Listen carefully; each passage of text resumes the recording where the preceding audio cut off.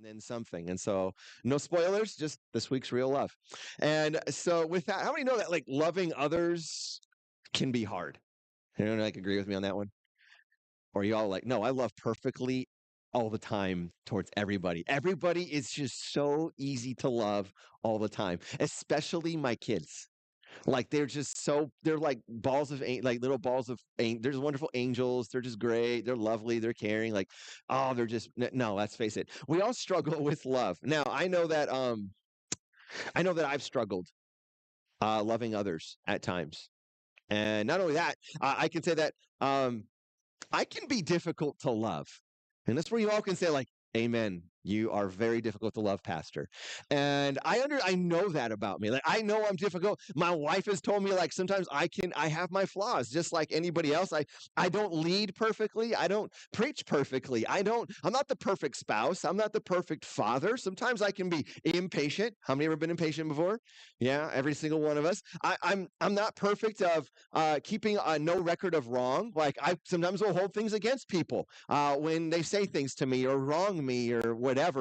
I can be arrogant at times. And as you can hear, I'm kind of going through maybe parts of that list of First Corinthians chapter 13. Like, I'm not that. Like, I'm not doing it perfectly. And so when you say I love you, like I just want to give you that definition quick. Go through First Corinthians chapter 13, verses 4 through 8 and read that and go, are you really loving like that? And you're like, because that's literally what you're saying. Like to me, First Corinthians chapter 13, verses 4 through 8 is the greatest description of love. That's my opinion. I think it's the greatest description of love that has ever been penned. Now, the greatest example of love to ever and ever will exist is the crucifixion of Jesus Christ. So you got the greatest description, but you also got the greatest example. So we can get both. And I'm not going to go to either one of those today. As you can tell, I'm in the book of Daniel.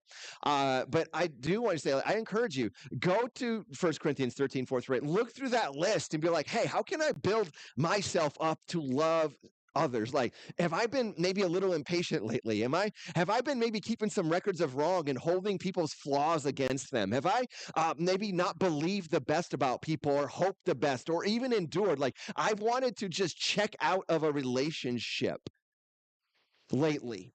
Like, if that's you, like I just encourage you, just jump in and really be honest with yourself. This is the only way you're going to grow, right? Like, that's any one of us. Like, I know me, like, sometimes I'm like, I can even feel like sometimes it's like a shift from day to day. Like, sometimes I'm like, man, I'm being really good. I got patience down, but I'm doing horrible here. Next day, I'm like really impatient. Like, okay, I don't got that down as much as I thought.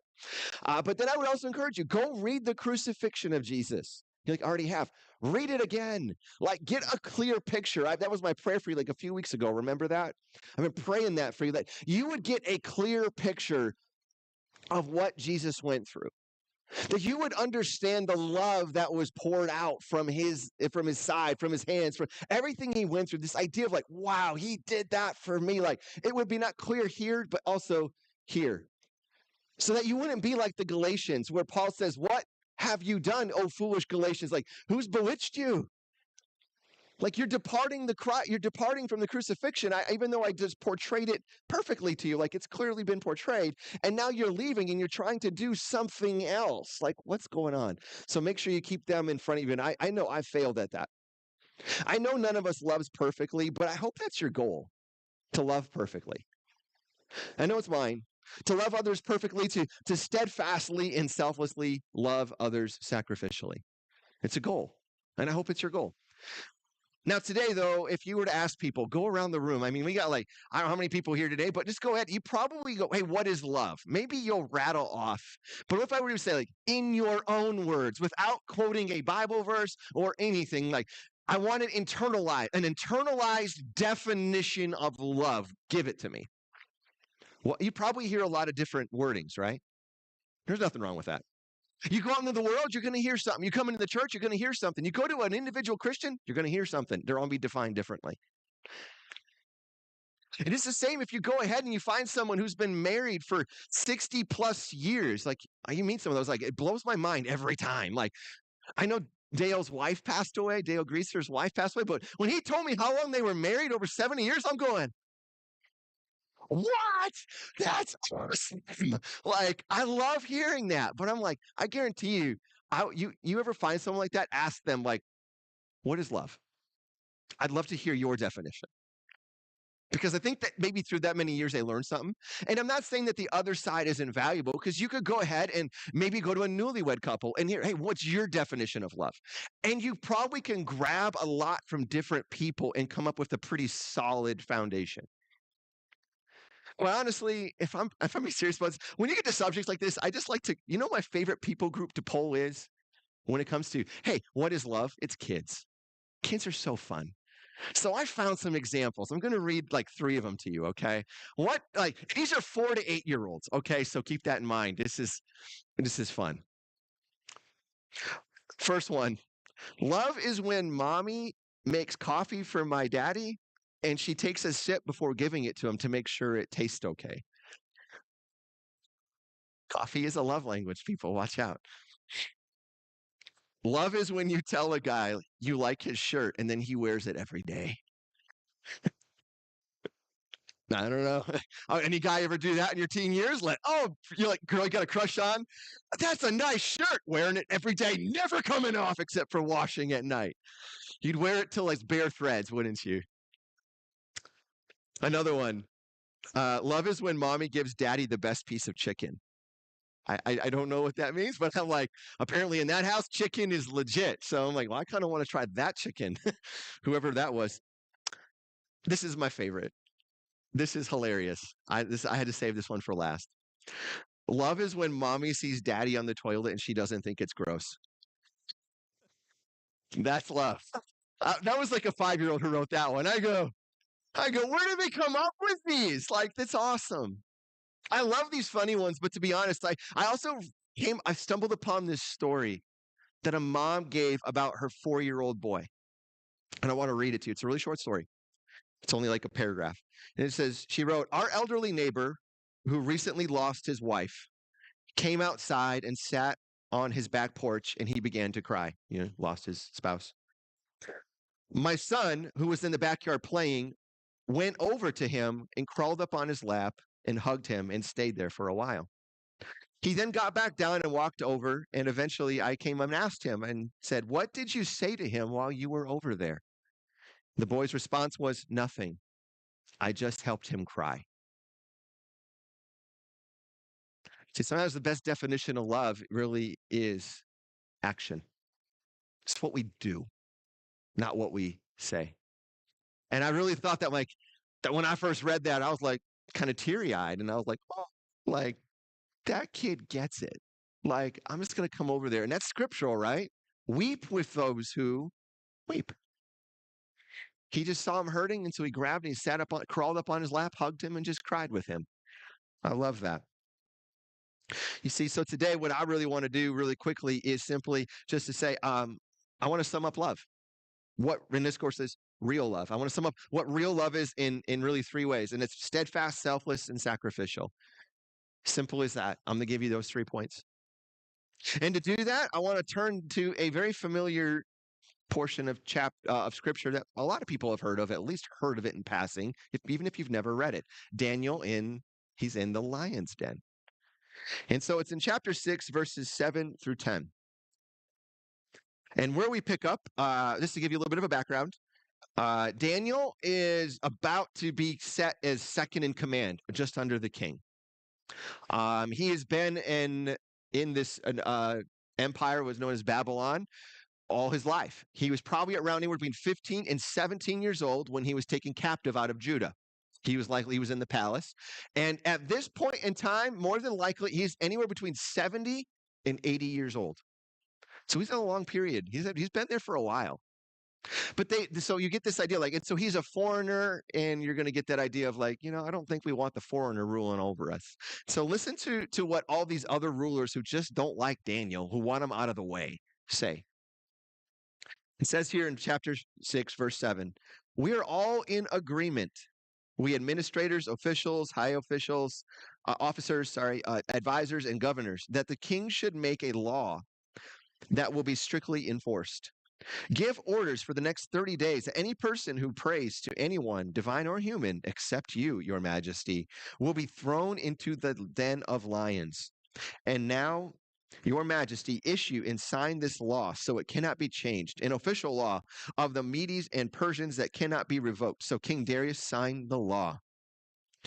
But when Daniel learned that the law had been signed, he went home and knelt down as usual in his upstairs room with his windows open toward Jerusalem, and he prayed 3 times a day, just as he had always done, giving thanks to his God. That's impressive to me. I love this. I love this. This is amazing. So, as you notice right away on that third word that I started, we are all in agreement. You know what King Darius assumed who all meant? Daniel included. Because I guarantee you, not every administrator, official, high officer, advisor, and governor was in the room when this thing was presented. It was like you sound like a delegation, right? You send maybe 2 or 3 people to represent the entire body. We have those today. We call them ambassadors, right? We do that. We have ambassadors to different countries, and they have the authority to speak on behalf of their leaders and their constituents as well, and the people of their nation. And so you can understand, like, that's very misleading. Right? Like Daniel wasn't in agreement. I guarantee you Daniel's not going, he's like, yeah, oh yeah, I totally agree with that. Like, we should totally not be able to pray to any deity. Obviously, that is not Daniel's attitude. But the thing is I can imagine that Daniel is very perceptive and wise. And not only that, because scripture claims him as such, right? So he's really perceptive, he's really wise. So it's obviously not escaping his attention that these people probably have it in for him that they don't like him. I don't think that's escaped. I don't think it escaped Daniel's attention that this was really aimed at him. I'm pretty sure he knew what they were trying to do. So you can imagine that Daniel knowing all this. Think about that. Would you do what Daniel did? See, the thing is about Daniel, let's say there's one thing you could say about Daniel. Daniel was predictable. Daniel was predictable to do to one reason and one reason only. This is that he would choose to remain faithful to his God. That one thing would dictate everything. Is that you? I'm like, did you think about this? Is a guy, think about our politics today. What happens when somebody runs for politics? Smear campaigns. Dig up all the dirt you can. You think America invented that? Doubtful. So, but the thing is we find out that Daniel just keeps choosing to do what he does. And so, of course, that is our first one that we listed. And real love is steadfast. It is immovable. It is going to remain in the same that it is. It's not flippant. It's not, excuse me, it's not sporadic. It doesn't go and do one thing one moment and then a different thing another. That's called hypocritical. But Daniel's love is steadfast for his God. So no matter what may come or what may go, real love remains. So no matter what, if the safety of your life is put into jeopardy, real love remains. This is why we have Christian martyrs, people. People like, hey, you denounce Christ or else. It's the real love. When it goes down on the line, who will you choose? Yourself or God? And I have often found out, guess what? Most of the time, what we battle is that love of self. We battle that all the time. Love me, love me, love me, rather than I'm going to love you. I know I've battled that. I'm not the only one, right? I know I have. You see, here's the thing, though, about Daniel. Since his love was steadfast, Daniel was dependable because of his diligence towards God. God can count on Daniel because Daniel kept pursuing God. I want to ask you, are you a dependable person in every area of your life? Because here's the thing, again, this area, if you are so devoted, so diligent towards God to remain in your integrity and in your pursuit of him, I promise you it affects every area. This is why Christian workers should be like the most amazing workers. When you go into your workplace, you should be like a cut above everyone else, not because of who you are, but because of the one you serve and the one who is empowering you, influencing you, and leading you. You should be different, and it should be noticeable. And it's either going to cause one of two things. They're going to love you or hate you. Darius loved Daniel. King Darius, like, this guy's amazing. It's like there's been 2 kings before Darius since Daniel's been there. And they all love him. They're all like, this guy's amazing. So Darius knows that, and he gets to know him, and he's like, this guy's wise. He's a genius. I love it. We're flourishing with his advice. Like, love him. But then there's those people. Normally, it's not your bosses that are going to hate you. I want you to know that. Normally, your bosses are, unless you have a really bad one, I guess, but normally bosses are going to be like, I love him because you're really helping the company. But that's the same reason why your coworkers are going to hate you. Because you're helping the company, you're not helping them. You're making them look bad. The problem isn't you aren't making them look bad. I've just learned this. Guess what? You are already looking bad. An example just happened to stand next to you what good looked like, and you became aware that you look bad. I'm not making anyone look bad. When we do what we're supposed to, it's just simply that. And I want to ask you, is that you? See, Daniel was doing just as he always did. Did you read that? When he heard it was signed, he just went on and go, I'm going to go pray. What's your thought? I'm going to go pray. And I love this. Listen to this. It was evident. Here's the thing. Your steadfastness is going to be evident to those around you. Because just before Daniel gets thrown in the lion's den, listen to what Darius says to Daniel in verse 16. Same chapter. The king spoke and said to Daniel, your God whom you constantly serve will himself deliver you. Did you hear what he said about Daniel? It was obvious, like the God you constantly serve. It was aware. He was like, cool, we're like, you always serve that God. I went out. Is that you? Is that the kind of love that you have for God? And here's the thing, like when it needs to start with him because you go upward. How many know that? You've heard that, like do the upward and the outward will follow. You know, you always go vertical, my relationship, outward. And if I would say, if you look at your outward and it's suffering, relationships are suffering, I would dare to go ahead and scale back and go, even if I'm not aware of it, if this is suffering due to what I am doing here, like I'm angry, frustrated, whatever, as much as I maybe believe that I'm doing okay, I'm probably not. My relationship with God is probably suffering and it's not where it's supposed to be. And it's not saying it's in a bad place. It's just saying God's like trying to push you forward and you just ain't moving. And so like go back and go like, I feel like I'm good. Like I have moments in my life like that. I feel like I'm healthy. And God's like, but you could be more. I encourage you to go after that. See, Daniel's diligence towards his pursuit of God was evident. His consistency was so obvious that even his enemies knew they could count on it. I could count on Daniel being consistently loving and devoted to his God. Wow. Even when his life's on the line, they knew he wouldn't budge. Blows your mind, doesn't it? Which leads, it's like, why wouldn't he budge? Why wouldn't Daniel budge? Because of the second point. Simple as that. Because real love is selfless. Daniel was selfless. He wasn't in it for him.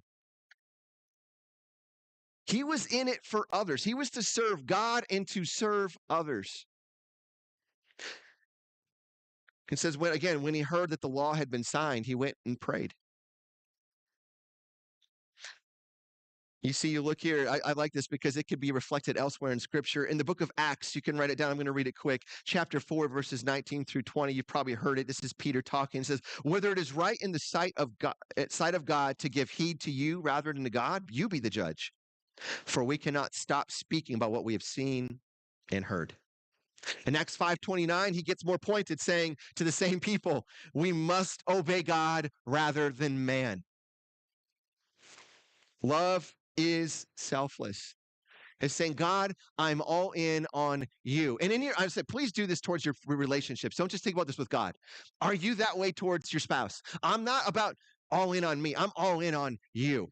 Your coworkers, I'm all in on you. As a pastor too, I'm all in on you guys. Like, am I all in or am I holding back? Am I being selfish? Am I being steadfast? Or when I get bad reports or I hear someone gossip about me, am I going, well, I'm not going to love them anymore? Because that's normally what we want to do, right? When they stop serving us. But Daniel is going, I'm going to love you anyways. Daniel holds, you can't find it, holds no ill will towards the people who hate him. Even though they get thrown in later, That was the king. That was not Daniel. You see, here's the thing about selfless love.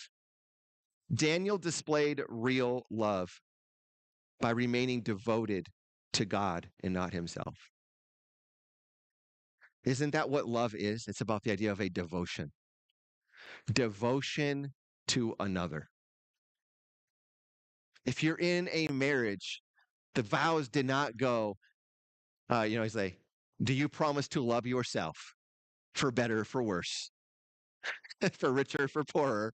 You didn't do that. That'd be so stupid, right? Like, I heard there was a guy who did marry himself. It was totally weird. It was like, it was really weird. He was like half guy, like dressed, and half woman. I go, the world's getting crazy out there, isn't it? But I'm like, that's not normal. But I'm like, but you go into a marriage, what do you say? Like, do you promise to love, as the husband, you go, do you promise to love her? And to the wife, you go, do you promise to love him? Do you have a devoted love that says, I'm here through and through? See, as again, real love does not seek itself. It does not seek its own, as it says in 1 Corinthians. It doesn't search out ease. It doesn't search out comfort. It doesn't search out convenience. Instead, it looks to show itself for what it is. And I wrote this down. You know, the best way to show love for what it is this. The best way to show love for what it is do this. It's the best way to do that is to do the right thing when it's the hard thing. It's to choose to love others in that right moment. Say, I'm going to choose you, even though it is insanely hard to choose you right now. Everything within me wants to choose me. I want to preserve myself. I know I've been that way. Like, I'm going too far. I'm doing too much. And there's a line. Don't get me wrong. Please don't ever take these as extremes. Like, you got to have healthy boundaries. Like, my wife was reading a book on that, I think, and she's really benefited. I'm like, yeah, there's a difference. I hope we just got time to get into that. But the idea is our default position should be others. And if we aren't loving others well, again, that's when we come back and we go to the Lord and we seek that counsel. Like, God, there's something wrong here. There's something in me. It's hindering between me and you. I'm believing you're going to reveal it. And then he shows it. And you're like, yeah, I'm unhealthy. And this relationship might be unhealthy. And this thing I'm doing might be unhealthy. And that's great. That's why you come back. All right. So when you go out, it's not going well, come back, do some examination. Let God examine you with you. And I think, it'll work out great. And he's not the only one to do it, because to do the right thing when it's the hard thing, another great example is Ruth. You guys ever read the book of Ruth? Great book. In verses 14 through 17 of chapter 1, it says this. And again, they wept together. Orpah, not Oprah, Orpah. Okay, so I've heard people say like, Oprah. I go, you got to flip the R on the P. I promise you. Kissed her mother-in-law goodbye. Why? Because Naomi said, leave. Your husbands are dead. You might as well go. You're going to die if you stay here. And so Orpah took the advice, went and probably found a husband, probably had a guy, she probably had a good life. But listen, like this, but Ruth clung tightly to Naomi. Look, Naomi said to her, your sister-in-law has gone back to her people and to her gods. You should do the same. But Ruth replied, don't ask me to leave you. That's powerful. Don't ask me to leave you and turn back. Wherever you go, I will go. You live, I will live. Where your people will be my people. Your God will be my God. Wherever you die, I will die. And there I will be buried. May the Lord punish me severely if I allow anything but death to separate us. Till death do us part. And they weren't married. That was her daughter-in-law. Not even now, because her son had died. Naomi's. Now, I don't know if you know this, but do you know what kind of person that Ruth was? She was a Moabite. I don't know if you know what that means, but that's not a good thing. If you look at Deuteronomy 23, you can kind of get an idea of what a Moabite was to an Israelite. God literally said, you cannot let a Moabite enter the assembly, not even till the 10th generation. Woo! That's crazy. They were not liked. And we know why. You read about Balaam and all of that. You can go and say, like, every Israelite knew the story. They're like, yeah, Moabites suck. They're horrible. They're mean people. They don't deserve kindness. You know anybody maybe that you think maybe fall in that category? They don't deserve your love. They don't deserve your kindness. They're mean to you. They're jerks. They only consider themselves and da da da. And they can and you could probably go alongside them and list another 5,000 reasons. But then all you got to do is come to the other side and say, you know what? I can list all that, but I only need one reason to love them. Jesus died for them. That tells me they're worth loving. So I'm going to stick it out. Now that can look at different ways, but again, I don't have time to get into that today. But I want to ask you, are you that devoted? You're like, I'm going into a foreign country with a bunch of people who hate me. That is selfless. Like, I'm not in it for me. I'm in it for you. You just lost everything. Yeah, I lost a husband. You lost two sons. You lost your own husband. Like, I'm in it. I love you. I'm with you. I am for you. You're family to me, and I will not turn my back on you. Is that you? Is that your disposition, your attitude towards your family, towards your coworkers, towards your church? Do you fight for that? And what way do you fight to remain selfless? It's a hard fight. That's why I tell people all the time, I say, you look at scripture, there's not one sin you can commit outside of selfishness. If you were to remove self out of the way, find a sin that you would do if you were completely selfless. Adam and Eve, imagine if self never got in the picture. It was all about her, right? It's going to make me wise. It's going to make me like God. It's like, yeah, but what about everything else that God said? I need to get what's mine. Like, it's always a me thing. It's fun. I get to watch the kids while we're doing this. So, yeah, I'll look at it and everybody turns around. What are you talking about, kids? Yeah, they're here. I love it. But I want to say, like, both of these put their lives on the line because of love. Why? Because love is selfless. Are you displaying real love through your devotion? And last, real love is, as we already said, sacrificial. Daniel knew what would happen to him if he continued to pray. And you notice what he did? He continued to pray in the same manner, at the same times, in the same place, the same frequency. I don't know about you, but you're like, if you heard a death threat, well, I'll just pray quietly. Why didn't he just close the curtains, crawl into bed, and cover himself up and just pray in his head? God would accept that. We could pray that way, and that's not a sin. Daniel was like, no, this is what I've always done, and man will not take away the thing that I do. This is my devotion to God. And I refuse to compromise my devotion because of the fear of man. What does it say about the fear of man in the Bible? It is a snare. It will destroy you. And it is, I'm telling you, most things that are snares, some of you know that. Like, you ever see, like, anyone ever go hunting before? You ever see traps? You ever set traps before? You don't put them out in the open, right? They got to be a little bit concealed. Why? Because you want the thing to fall into the trap. The only thing that's really showing is what? The bait. It's enough to get their attention. But they don't see the trap that's that's underneath the bait. And so what do? They step into the trap. They're caught. If you ever read the book, it's a great book by John Bevere, Bait of Satan. You should totally read it. Easy read, amazing book. And it's actually, I think it's about offense from what I can remember. I haven't read it in like 10 years. So, but I remember it's like bait and he talks about bait stick and it just kind of triggered that in a moment there. If you ever want to read, like you ever struggling with like offense right now, you're offended with somebody, I would just encourage you to read it. He does a great perspective on it. Very biblical. But the thing is like I said, Daniel could have hidden. He could have been quiet about his prayer life. He could have done it differently, but he does it the exact same way. Because at the end, guess what? Daniel, he went to the lion's den willingly, as in Daniel was not a helpless victim, but a willing sacrifice. That's Daniel. He's like, I'm willing to lay my life down. I will sacrifice myself. I will lay my life down for him.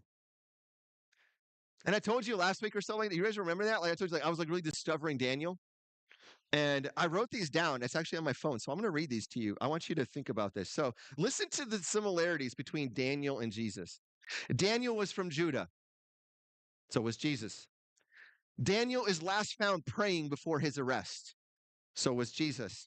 Daniel was a willing sacrifice, not a helpless victim. So was Jesus. Daniel is sentenced due to injustice, manipulation, and deceit. So was Jesus. Daniel had the king to try to set him free, but couldn't. Jesus had Pilate trying to set him free, but couldn't. Daniel is considered good as dead in the den. Jesus is dead in the grave. That's the only difference. But they thought they had him. Daniel had a stone rolled into place and sealed by the king. Jesus had a stone rolled over his grave as well. Daniel comes out alive, justified by God. Jesus rose again, shown to be the true and holy Son of God, justified by God. You see, why he's shown that? Because God has always been trying to reveal his Son to us. That's why typology is great if you do it right. But typology, number one rule is no new doctrine. So don't establish it that way. But again, Daniel was not some helpless victim, but a willing sacrifice. Let's just keep going. I better for time's sake. See, in sacrificial love, Daniel demonstrated his love by what he did, not by what he declared. How many of you heard talk is cheap?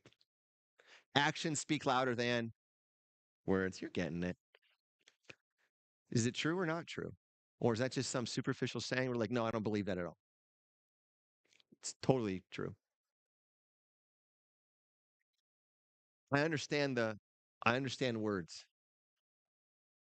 And we can justify our actions with our words, but in the end, our actions justify us. We really will be seen for what we are. I know you'll be either justified or condemned by your words, so be careful what you speak. But in the end, what I'm talking about is who you really are is found in what you do, not what you say. You can say you love God all you want, but does it show? Now, I'm not saying you need to go serve in kids' ministry to love kids. But I was just talking with a few people here about like we have kids. It's the reason we moved to the building here, right? Because our kids' rooms are tiny and they needed room. And so what did we so we're so like we made the move for the kids. We care about the kids. We invest in our kids. You don't need to maybe invest your time, but when they're here, do you just see them as in your mind, you're going to know in your heart, are they a hindrance? I just wish they were get in the way. Or are you going high-fiving them? How you doing? How would you learn? Oh, it's great to see you here. Do you do it and treat them the same as an adult? Like, what do you do? Do you make them feel welcome?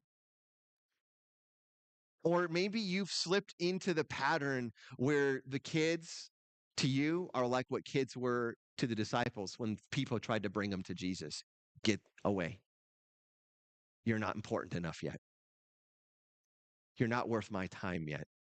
I need to talk to my people who can pour into me rather than I'm going to pour. See, that's why I said, like, there's, if you want to find a dying church, go to a church where there's no kids. It's a dying church.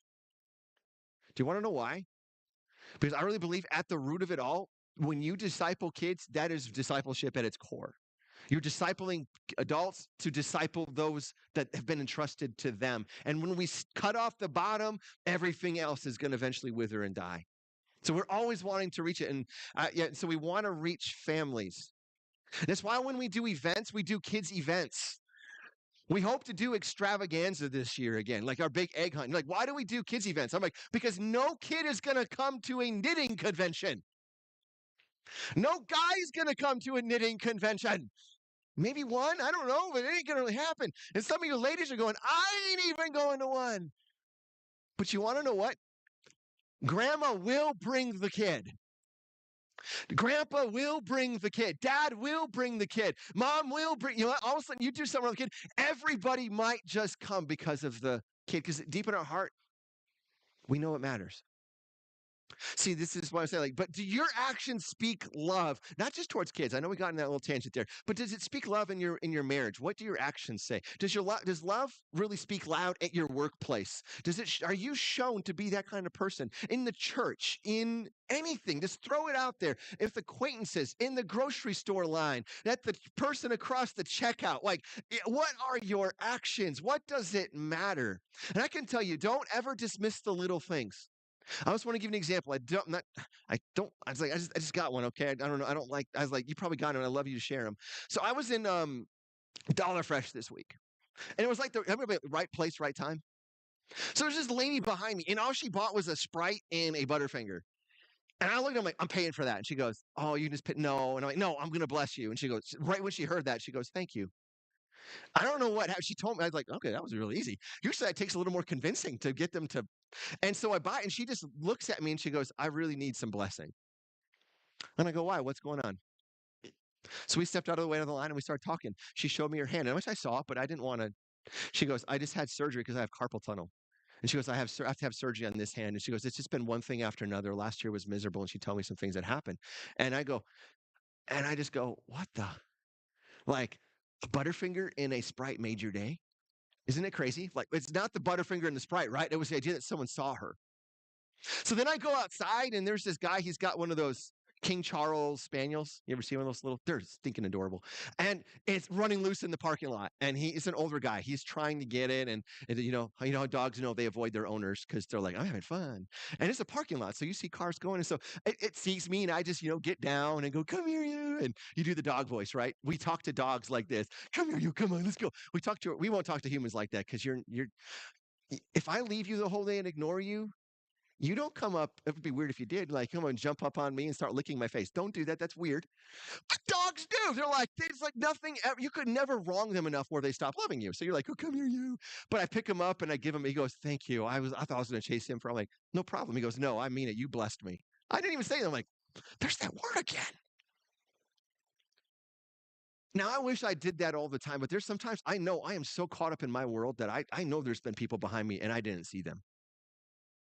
Just as much as I can pat myself and be like, yeah, I did good this week. But what about last week?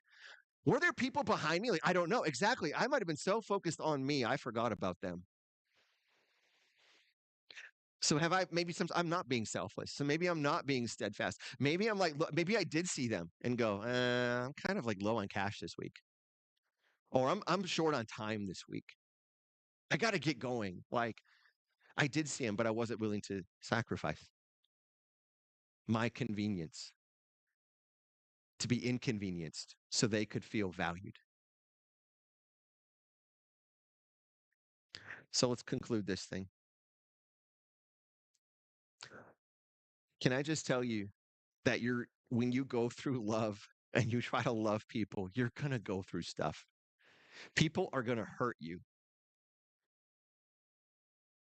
This is why you got to keep your eyes on Jesus because everybody went after him. So many hurt him. And he just stayed the course.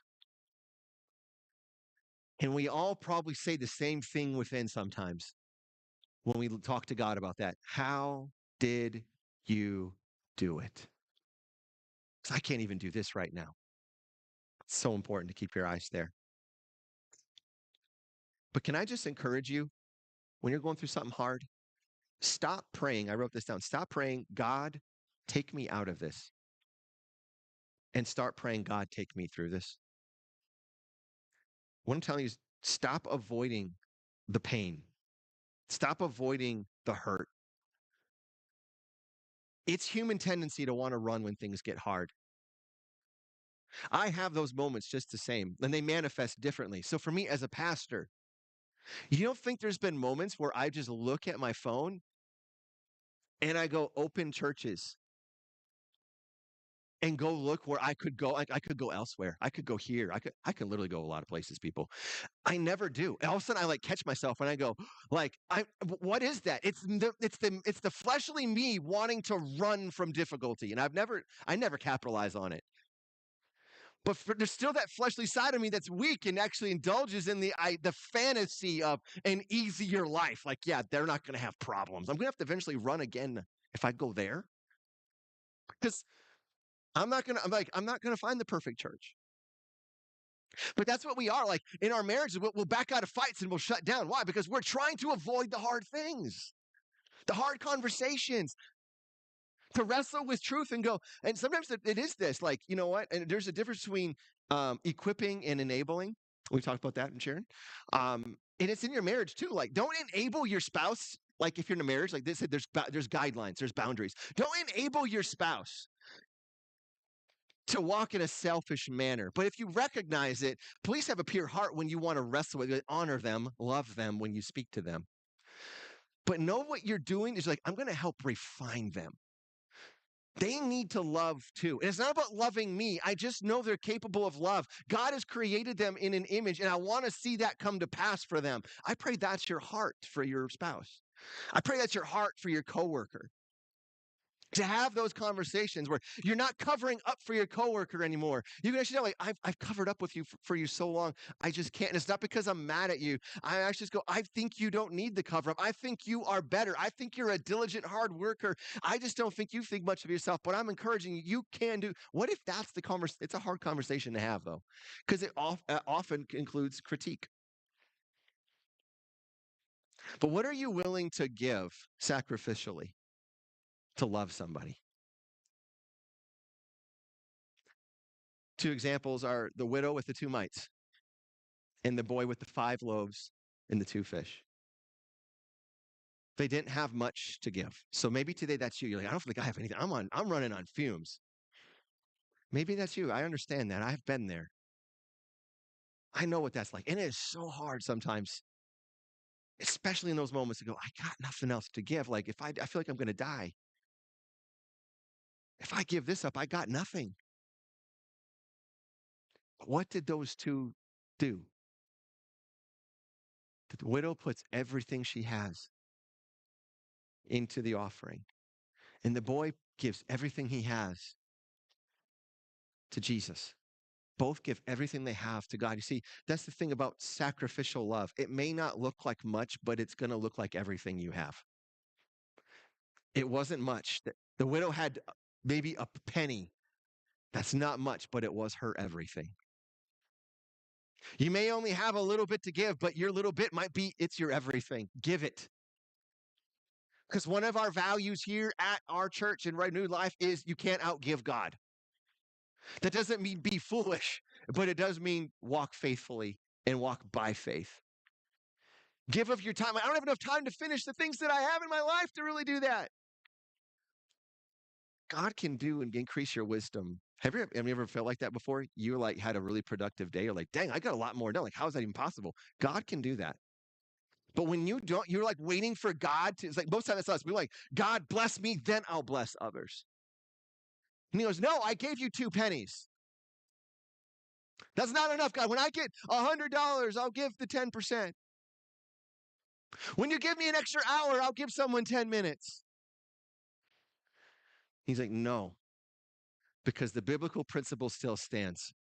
He who is faithless in little or unfaithful in a little will be unfaithful with much.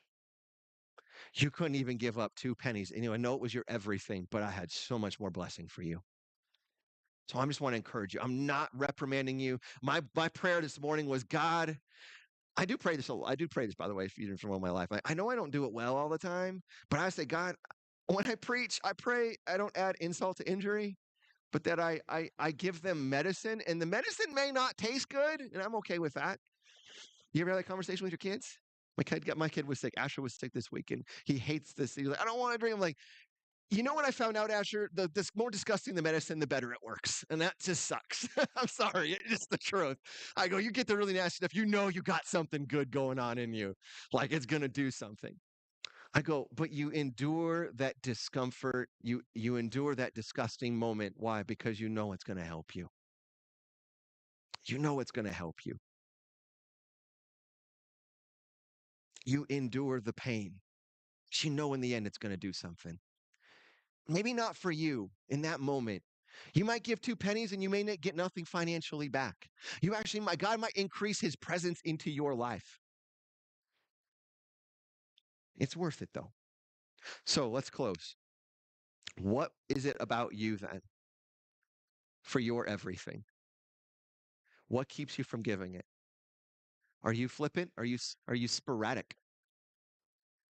in your love? You're not steadfast. You do it when it's easy, but not when it's hard. It can be hard to steadfastly love a coworker who has it in for you. Daniel understands that. For this one, I want to give you one more kid's story about the definition of love. It's not funny. It's actually really wise advice from a 6-year-old. If you want to learn to love better, go start with someone you hate. A 6-year-old said that. I'm like, either she come upon that or she got some dang good parents. Somebody told her, you want to learn to love better? Go love your enemy. That's scriptural. Because if you can love a person you hate, you begin to do that, you can love, it gets easier to love everybody else. You learn new ways to love. I love that. How, like, dang, you learn from kids. Honestly, though, for selfless, it can be really hard to remain selfless when it feels like life is just weighing on you. When you feel like you're just ready to collapse. Anyone else ever been there before in your life? More than once, right? And I just say, though, refuse to turn inward. Refuse. Because I tell you what, I've seen it in my life and I've seen it in the lives of others who have people who have thrown in the towel far too soon. If they would have just kept going, there was a blessing on the other side. But instead of enduring, they turned back to Egypt. And it's sad. And there's nothing you can do about it. You can't make decisions. I can't make you take the medicine today. You get to decide what you do with what I give you. Don't tap out. Don't be sporadic. Be steadfast. Don't be selfish. Be selfless. Okay. Last, it can also be hard to be sacrificial.